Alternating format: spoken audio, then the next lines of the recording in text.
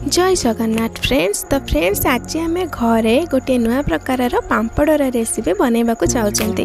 आपण मान घरे तो आपण मैंने विभिन्न प्रकार पांपड़ बनईके खाइबे, किंतु यही पांपड़टी आपण मैंने जब बनईके खाइबे ताले देखिए आपण मानक बहुत पसंद आसो।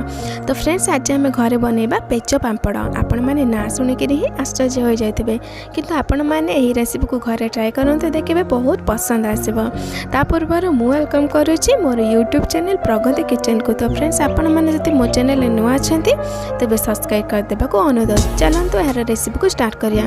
तो देखिए मुझे पेज नहीं जाइए। पेज में आप कौन करेंगे, जो भात बनाते ना, भात बन सारापर गाड़ी मो पेज को काढ़ी नहीं थी।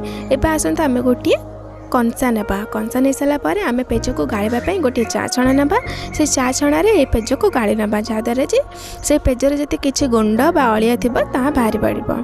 एवं आसतु आम ए मैदा पकेबा। आपण मैंने मैदा पकईकी कले पांपड़टी बहुत भल भाव में बाहरी आसो। तो मु मैदा पकईवाई गोटे मेजरमेंट नहीं जाइए। आपण मैंने देखिपे मुझे 1.5 कप मैदा यूज कर। चलते आम गोटे मेसर साहाय्य भल भाव में मिसाई दबा।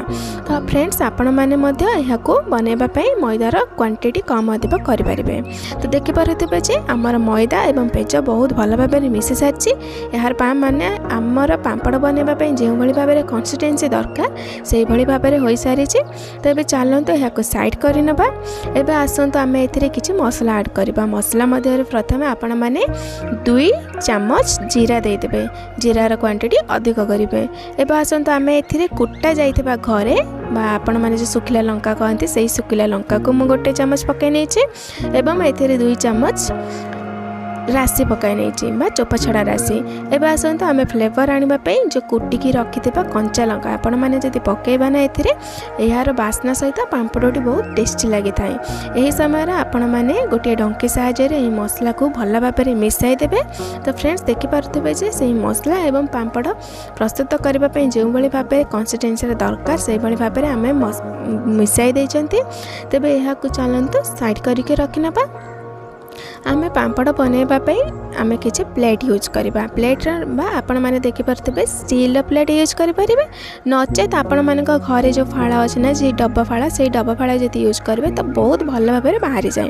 तो देखिपे प्रथम मुझे किसी तेल नगैकी यही सब प्लेट्रे बहुत भल भाव में माने ग्रीस करनी। चलतु आम से बैटर माने आपण मैंने जो भाव में पांपड़ प्रस्तुत करेंगे ना, कम अधिका बा मोटा पतला से भाव में ए पकाई ने। तो देखिपे मुझे 4टी जाक प्लेट्रे किसी बैटर को लेकिन पकाई सारी।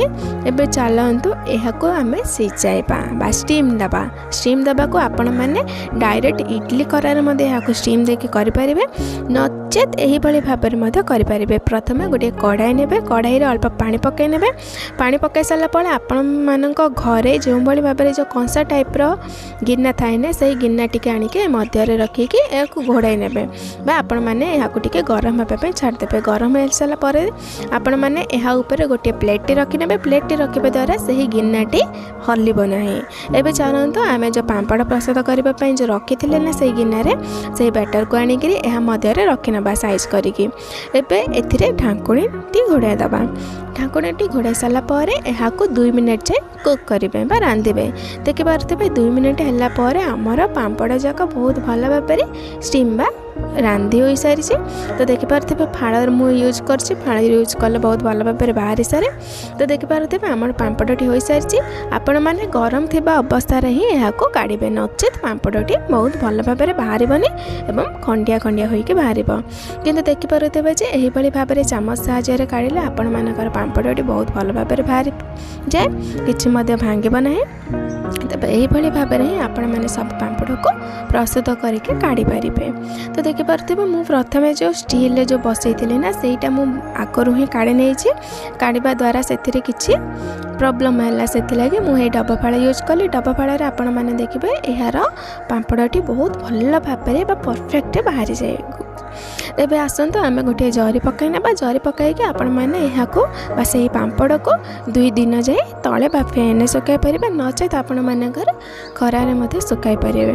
2 ଦିନ ହେଲା ପରେ ଦେଖିପାରୁଥିବେ 2-3 ଦିନ ପରେ ଆମର ପାମ୍ପଡ଼ଟି ବହୁତ ଭଲ ଭାବରେ ଶୁଖି ସାରିଛି ବା ଆପଣମାନେ ଦେଖିବେ ଯେ ଆମର ପାମ୍ପଡ଼ଟି ବହୁତ ଭଲ ଭାବରେ ହୋଇସାରିଛି।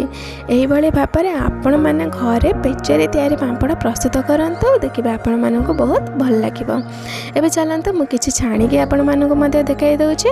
ଏବେ ଦେଖିପାରୁଥିବେ ଯେ ମୁଁ କିଛି ତେଲ ଗରମ କରି ନେଇଥିଲି ଏବଂ ସେହି ଗରମ ତେଲରେ 2-3ଟି ପାମ୍ପଡ଼କୁ ଏହିଭଳି ଭାବରେ ଛାଣି ନେବେ। ଏହାକୁ ଆପଣମାନେ ଛାଣିକିରି କିଛି ଦିନ ଷ୍ଟୋର୍ କରିକି ମଧ୍ୟ ରଖିପାରିବେ। ତ ଦେଖିପାରୁଥିବେ ମୁଁ ପାମ୍ପଡ଼ଟି ଛାଣି ସାରିଛି। ଆପଣମାନେ ଏହାକୁ ଇଭିନିଂର ସ୍ନାକ୍ସ ଆକାରରେ ମଧ୍ୟ ଖାଇପାରିବେ, ନଚେତ ଆପଣମାନେ ଗରମ ଗରମ ଭାତ ସହିତ କିମ୍ବା ପଖାଳ ଭାତ ସହିତ ଏହି ପାମ୍ପଡ଼ ସେୟାର କରନ୍ତୁ, ଦେଖିବେ ଆପଣମାନଙ୍କୁ ବହୁତ ହିଁ ଭଲ ଲାଗିବ। ଯଦି ଏହି ରେସିପିଟି ଭଲ ଲାଗିଥାଏ ତାହେଲେ ଲାଇକ୍, ସେୟାର, କମେଣ୍ଟ ଏବଂ ସବସ୍କ୍ରାଇବ୍ କରିଦିଅନ୍ତୁ।